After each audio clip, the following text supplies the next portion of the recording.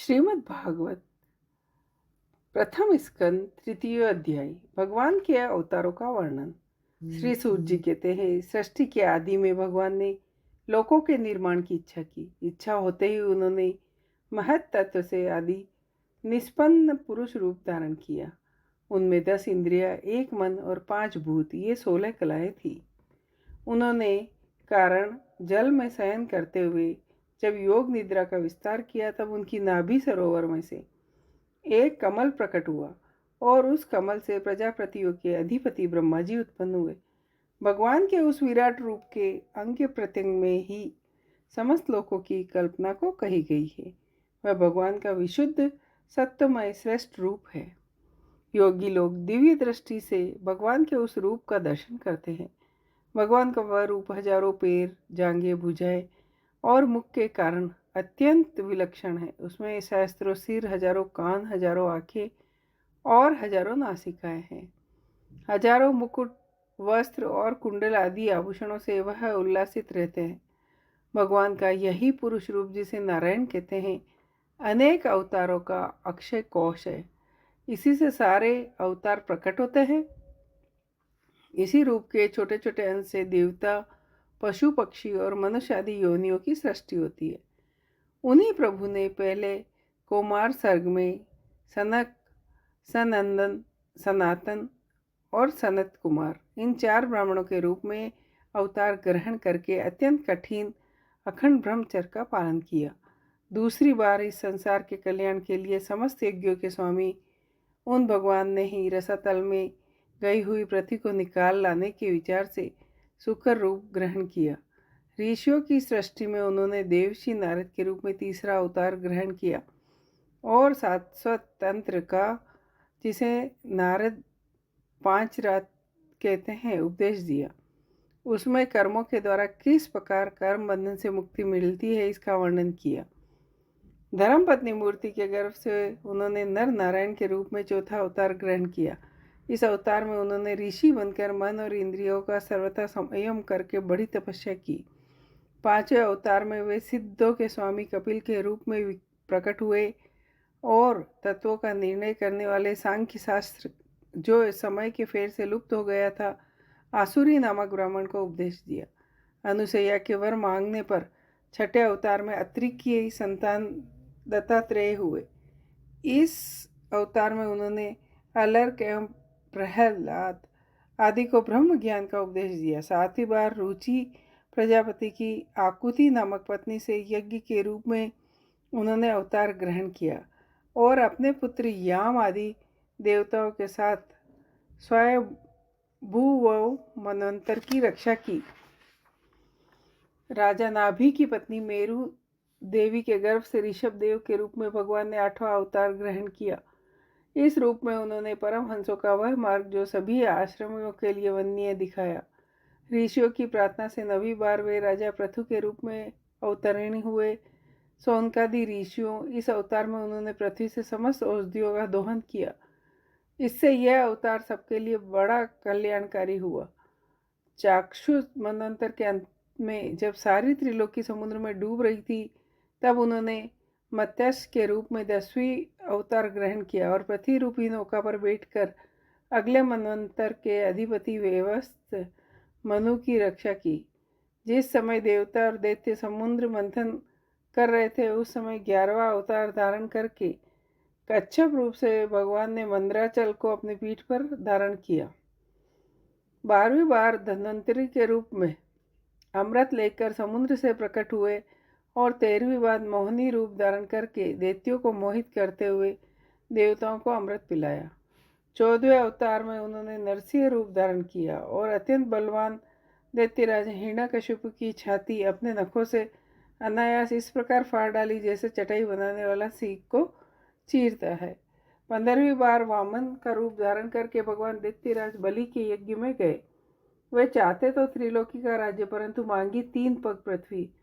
16वें परशुराम अवतार में जब उन्होंने देखा कि राजा लोग ब्राह्मणों के द्रोही हो गए हैं, तब क्रोधित होकर उन्होंने पृथ्वी को 21वीं बार क्षत्रियों से शून्य कर दिया।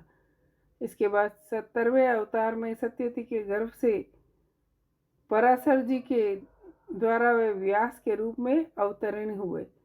उस समय लोगों की समझ और धारणा शक्ति कम देखकर अपने वेद रूप वृक्ष की कई शाखाएं बना दी।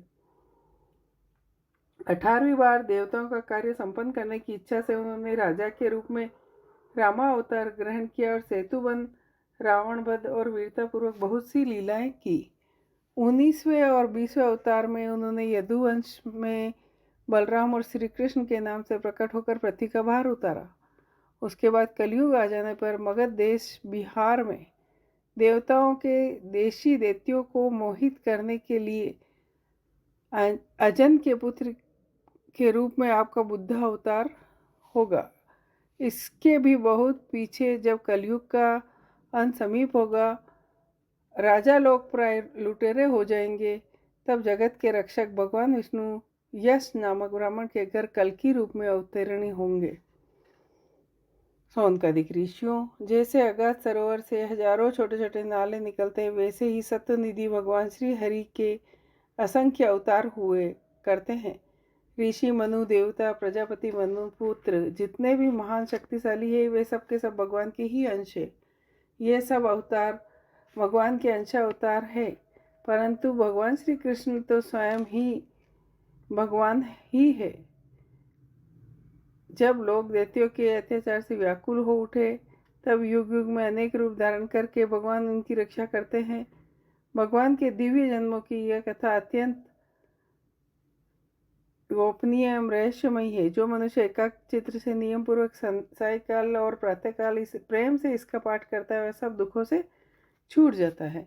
प्राकृत स्वरूप रहित चिन्मय भगवान का जो यह स्थूल जगदाकार रूप है, उनकी माया से महत्वादी गुणों से भगवान में ही कल्पित है।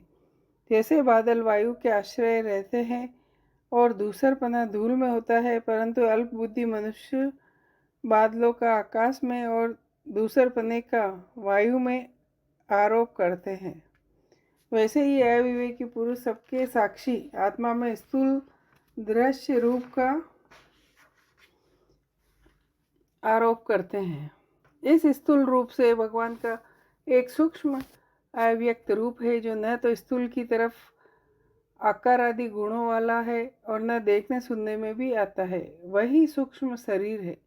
आत्मा का आरोप या प्रवेश होने से यही जीव कहलाता है, इसीलिए इसका बार बार जन्म होता है। उपयुक्त सूक्ष्म और स्थूल शरीर अविद्या से ही आत्मा में आरोपित है। जिस अवस्था में आत्मस्वरूप के ज्ञान से यह आरोप दूर हो जाता है, उसी समय ब्रह्मा का साक्षात्कार होगा।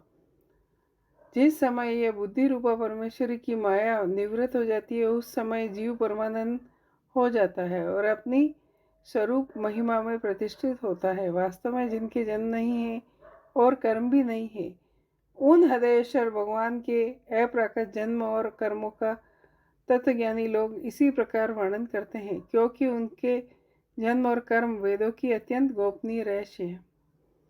भगवान की लीला अमोघ है। वे लीला से ही संसार का सृजन, पालन और संहार करते हैं, किंतु इसमें आसक्त नहीं होते। प्राणियों के अंतःकरण में छिपे रहकर इंद्रियों और मन के नियंता के रूप में उनके विषयों को भी ग्रहण करते हैं, परंतु उनसे अलग रहते हैं। वे परम स्वतंत्र है। ये विषय कभी उन्होंने लिप्त नहीं कर सकते। जैसे अनजान मनुष्य जादूगर के वचनों से की हुई करामातों को नहीं समझ पाता, वैसे ही संकल्प और वेद वाणी के द्वारा भगवान के प्रकट किए हुए इन नाना नाम रूपों को नहीं समझ पाता। चक्रपाणी भगवान की शक्ति पराक्रम अनंत है, उनकी कोई था नहीं पा सकता। वे सारे जगत के निर्माता होने पर भी उससे सर्वथा परे हैं। उनके स्वरूप को या उनकी लीला के रहस्य को वही जान सकता है जो नित्य निरंतर निष्कपट भाव से उनके चरण कमलों की दिव्य गंध का सेवक करता है, सेवा भाव से उनके चरणों का निरंतर चिंतन करता है। सौनकादि ऋषियों, आप बड़े ही सौभाग्यशाली हो, जो इस जीवन में विघ्न बाधाओं से भरे इस संसार में समस्त लोक के स्वामी भगवान श्री कृष्ण से सर्वात्मक आत्मभाव व अनंत प्रेम करते हैं, जिससे फिर इस जन्म मरण रूप संसार के भयंकर चक्रों में नहीं पड़ना होता। भगवान वेद व्यास ने यह वेदों के समान भगवत चरित से परिपूर्ण नामक का पुराण बताया। उन्होंने इस कल्याणकारी और महान पुराण को लोगों के परम कल्याण के लिए अपने आत्मज्ञानी शिरोमणि पुत्र को ग्रहण कराया।